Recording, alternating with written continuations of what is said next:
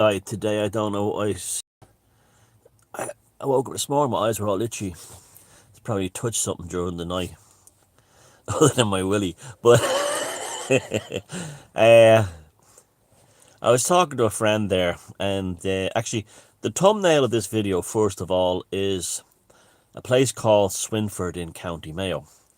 Now, I just put the picture there because I kind of like that phone the other day, where it shows the sign pointing to Kilkelly and Circus, and showing the sort of the traditional Irish provincial architecture that you get in towns in the west of Ireland that look like that. And I put that picture there to remind us that we can't give up. We must survive. The video yesterday was dark-ish, but I gave solutions to how, like, I'm not going to end up say doom. I don't play the doom card. I say the world is full of danger, but the chances are of it happening are small. But if it does happen, you can survive. And so that's why I don't do the doom thing. I do the sort of like caution thing, okay? But I always tell people to come back to themselves. So I put a picture of that town up. That town has survived, and especially Kilkelly, the town is pointing to, the worst of the famine. I mean, that would have been depopulated by starvation and disease 150 years ago. It survived the War of Independence, and it survived the Civil War, and the town itself had terrible emigration problems in the 1940s and 50s, where just about everybody in the town left to go to mostly England, Liverpool and places like that, but they went everywhere, Manchester, some went, very few went to America at that point, but they went mostly England. And the town is still there, still busy, still thriving, and still full of young people. And what does that tell you, you know? And I was trying to think to myself, like, how does a town like this, okay, we know, we say, okay, the people who live there have tremendous fortitude, just like, but it's not just there. Humans have tremendous fortitude in general when they need to. You look at, like, when I was in Sri Lanka, and I was in the area where the tsunami happened, and as soon as it was over, people started fixing the place up. You haven't got time for crying. They were just fixing the place up. And you have, like, Germany, all of Europe bombed to bits in World War II, Japan, everywhere, so many places. And the people, like England, stuff like that, after the Blitz, they just have to rebuild the place. You just have to rebuild it, you know? And you haven't got, okay, you have a period of crying, but you have to sort of like, okay, enough, pull up your bootstraps. And I was talking, and I put that picture of that town there to show you that it's still there. It still produces young people, and it's still full of people who have their lives and they dream and they will go going to college or becoming successful, and everything from sport to family life to just doing their thing. And they have the same. They're still there, even with all the centuries of, and also that was some battles were fought there during the 1798 thing. So yeah, like all the 200 years of hardship on that town, but they're still there. They're fine, and we'll be fine after this ends. I'll remember that. And you always look to those stories where, you know, you, like I always say, history hasn't ended. You're just part of the ongoing story.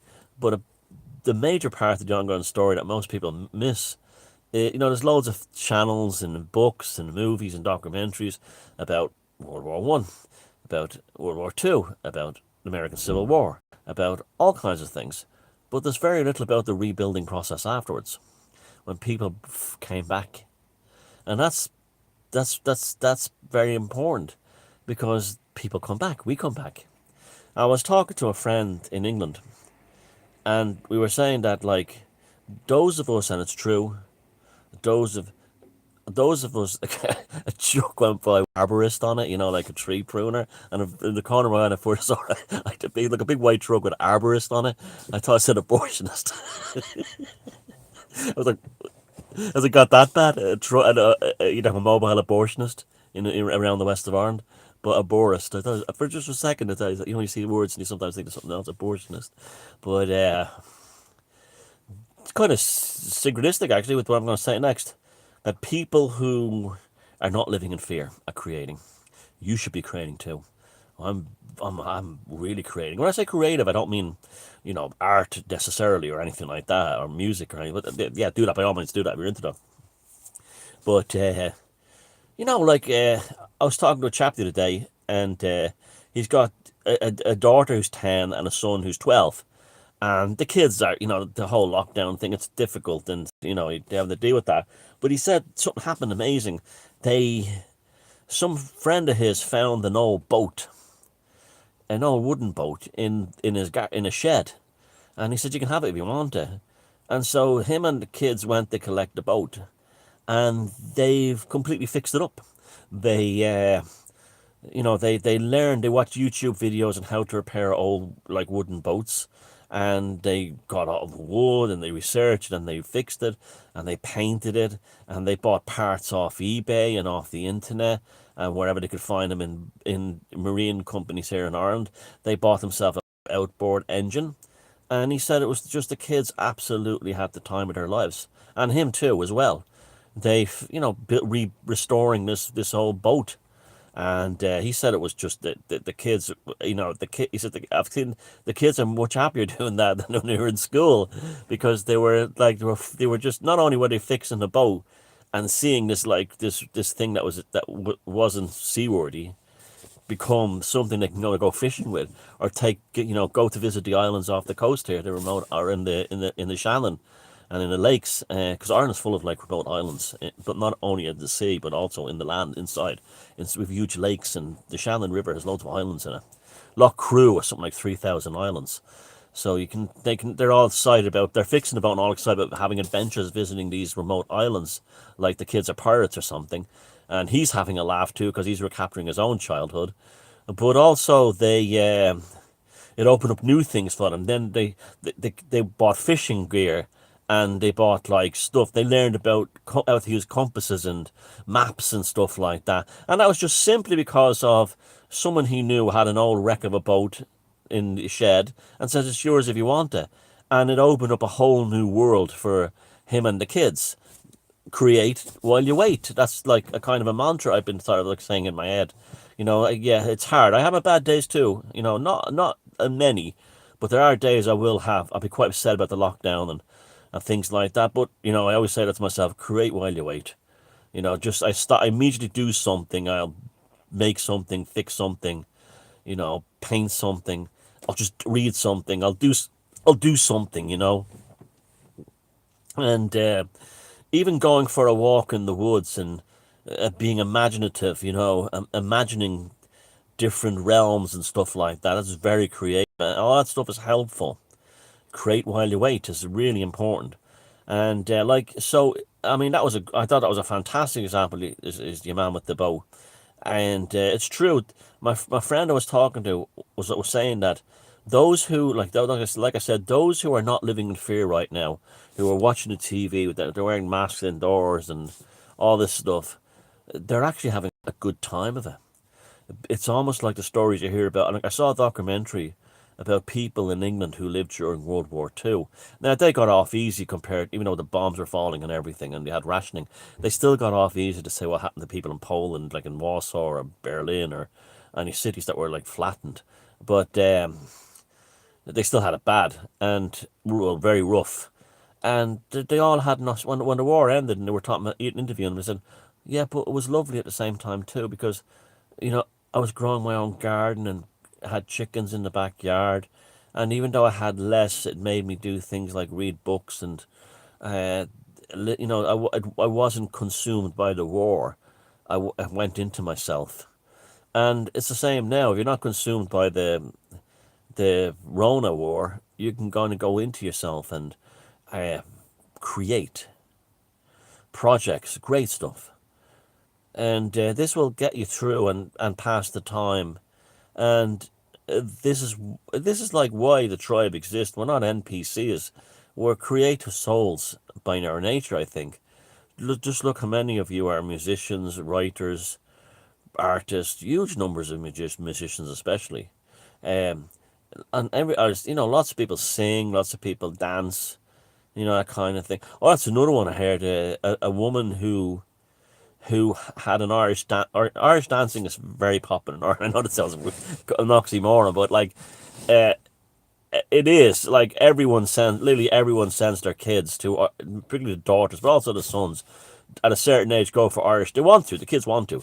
They go to Irish dancing lessons, and this woman had a school, and because of the whole restrictions and everything, it was difficult. So she started up an online thing, a website with subscriptions, and she's teaching dancing to people all over the world. Irish dancing to people like in America and in Canada and Japan, everywhere. And it's like a subscription. Now it cost her money to set it up because doing the video and everything. Which our brother is an IT head, so he was able to help her with it. But she's got like a successful little business now, teaching Irish dancing, and so like she, instead of while she waits, she creates, and then when things come back to, she can have to do dancing again, a proper school, like flesh and blood school, she can just go back to that, and she'll also have another base, a part-time online thing. So she didn't waste it. You see, it's all important. So if you have like people who restore old cars, I know that's a very popular hobby. And people say, I've always wanted to learn a musical instrument. Well, now's the time to do it. You know, like what's a you know like a great musical instrument to learn is a ukulele. That's why the ukulele, I know people make fun of it, but you can play any kind of song on a ukulele, and you can do two types of tuning. You can tune it to for traditional music like Irish music and that kind of thing, or classical music, and then you can tune it as a guitar, so you can play songs from the pop songs and stuff. So the ukulele is a great little instrument to learn how to play, because then it's easier than a guitar, it's handier, it's cheaper. You know, don't buy the what's her name, Billie Eilish ukulele for €400 on Amazon. Buy a regular one. You don't even need an expensive one. But the ukulele is actually an instrument with a lot more dignity to it than and a lot more fun. It's a truly fun instrument to play. So there, if you want to learn to play an instrument, the ukulele, there's loads of videos online. It's a cheap one to start off with, and then when you get confident with that, you can move on to something more complex like a banjo or a guitar. I play banjo, and I love the banjo. And people make fun of it, but I actually love playing it. But I play Indian and Arabic music on the banjo, and I don't have one. And someone I know is selling one, and I'm thinking about maybe will I jump back into that. But this time, to learn to play banjo, I would like to learn how to play bluegrass and Irish music properly on the banjo, hillbilly music. I'd like to try that.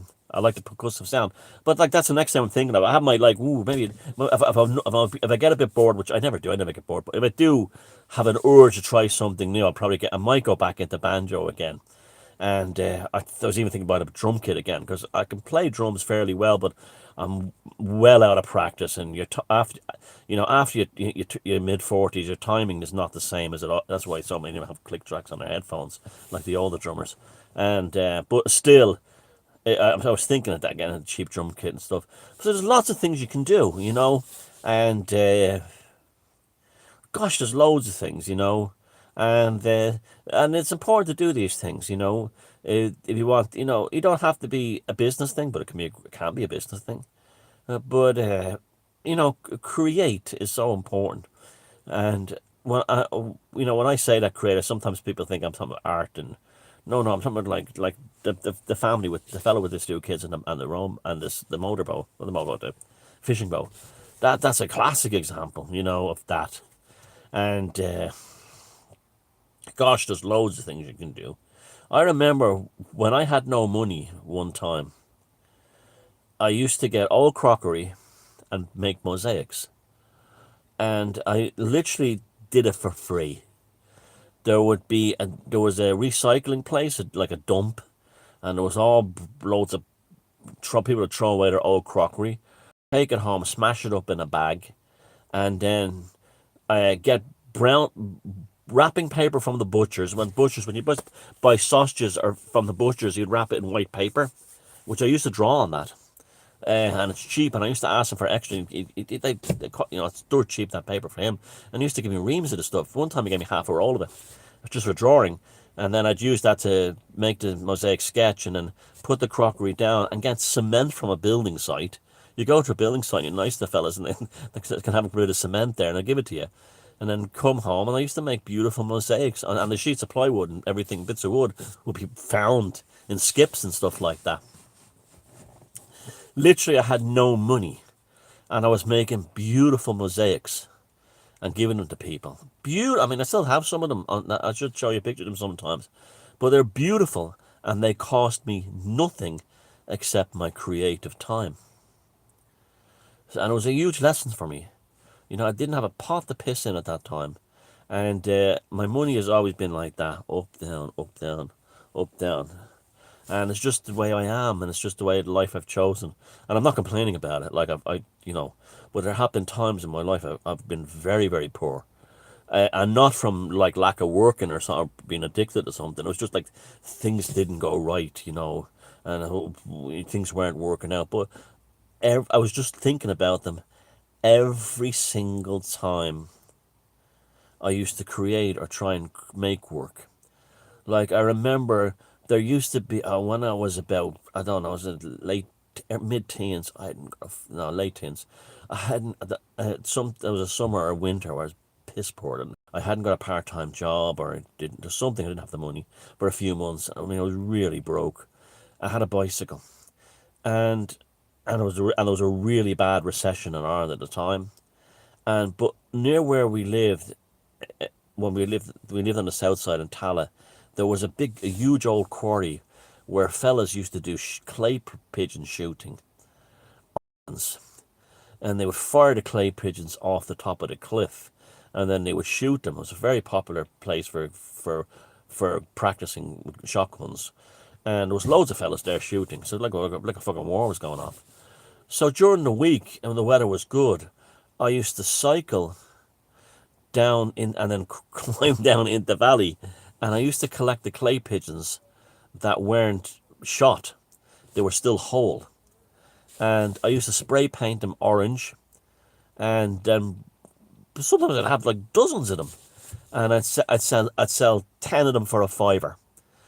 So the hunters were there, and I'd walk up and say, "Look, these are the clay pigeons I pulled out of the valley, out of the woods and stuff.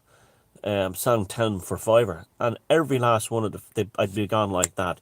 So you know that was just with a bicycle and climbing down a cliff. I was able to get clay pigeons, and the can of spray paint was cheap, the fluorescent spray paint. And these fellas were, you know, because they would run out of clay pigeons while they were shooting, you know, the thing that shoots them off, and they'd be delighted that like someone come along with extra ones, you know, so they didn't have to bring them in the car or carry them or something like that. And they were all nice men, you know, and you know you know when it got to the point now the second or third week, some of them wouldn't bring that many clay pigeons with them. There was one guy who used to come on a motorcycle, and he wouldn't, you know, he'd just bring a shotgun and a few, and then he'd buy the rest off me. And they had a communal, whatever the thing that shoots them off is. And so it was like, you know, and I made a few quid for myself, and there was no transport costs other than my feet. And it was nice because I'd seen these guys shooting, and I got talking to them, and they're all not really nice men, you know, and that kind of thing. And you know, they were telling me about guns and how guns work and stuff like that. And so it was like, you know, I always remember I had them in my bedroom at home, and I think my mother thought they were landmines because because they're about that size. This is during the war in Ireland and everything. They're about that size, and they're black. They look like a frisbee kind of thing, and they were piled up in my room, and some of them were like dark green painted. And my mother did look at them, didn't know what the hell they were. And I had like piles of them in the room. Didn't know. I just put them on my back and head off into the mountains. You thought I was going up to plant landmines or something, but they she know what they were. And there was this like, yeah. So you get funny stories too. See, this is the beautiful thing of creating. Whether you join a band, whether you build a boat, whether you restore clay pigeons, whether you write songs, whether you're inspired by something, you always have great stories as well as the actual thing you've created. You have great stories, and creativity comes with learning, and that keeps you young. It keeps your mind young. Like, so for instance, if you write a song, you might come across a situation that inspires a lyric or a chorus in the song, or a poem. Lots of people write poetry, or and then you from that might find like a theme that you want to write a song on. Then you explore and you learn new words, new vocabulary, and about a thing in life you didn't know about. You know, so it's beautiful that way. Like the ukulele, you start playing the ukulele, and you go online and you see people playing the ukulele, and you learn how to play it. And so this is pretty neat. And wow, I can make all this sound with four strings. And then someone might say, well, why don't you pick up a bass guitar now? Bang! You're in a whole new world. And then then you're learning how to play bass guitar. And the next thing you know, you're Geddy Lee or Mick Carn or one of these really phenomenal bass players. And if you don't, and you're just playing the ukulele, you can carry that thing around in a bag and just go and play it in the woods, play it for the birds. Or maybe join, if you live in a country where you have traditional music sessions, like here in Ireland, you know, you can just very easily learn how to jump into a traditional session. Suddenly you're playing beautiful music with people who become your friends. What? Because you didn't sit at home watching the COVID stats every day, living in fear, terrified of your own shadow. And that's why when this all ends, we will be a kind of an elite people. I'm not meaning that in a narcissistic way, but we will. Because the ones who are living in fear and the ones who are really taking this really badly, a friend of mine over there is a jeweler. There's another one you can do, learn how to make jewelry. Very easy, very rewarding, make a Triscular like I did. Fimo. And it's a beautiful thing, and you can do all these things. And my alarm just went off. And you can do it. You can do it. I don't know if you can hear that. But anyway, yeah, that's the bottom line. Create while you wait. And the people who are not creating, the ones who are falling, it's almost the theme music playing in the background. I don't know if you can hear it. But the ones who are living in fear, they're destroying their brains, they're destroying their minds, they're destroying everything. So get out there and build yourself a boat, metaphorically, and sail it into new possibilities of creation. And that way, when all this bullshit finally ends, and it will end, you'll be in a much better place to move forward. The war will end. Love yous all.